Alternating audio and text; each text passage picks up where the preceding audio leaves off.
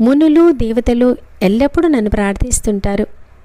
నా ఎదుట గోపుర శిఖరశాల మంటపాలు కానీ, దిగుడు బావులు, చెరువులు, బావులు కానీ నిర్మాణం చేయించిన వారికి కోరిన కోరికలు తీరును. మానవులకు నా అగ్నిలింగ స్వరూపం లభించదు.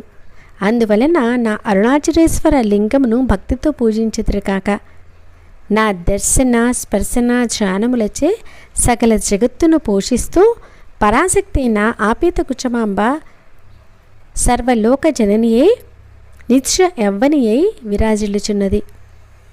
యవ్వనాన్ని కోరి ఆపేత కుశాంబను ప్రార్థించిన వారి కోరిక సఫలమగును అని శివుడు తనకు తెలిపిన విశేషాలు గౌతముడు గౌరీదేవికి వివరించి, ఓ దేవి, సర్వాధారుడు, అప్రమేయుడు, కోరిన కోరికలు తీర్చేవాడు, అశేష భోగనిలయుడు అయిన అరుణాద్రీసుని భక్తితో అర్చించుము.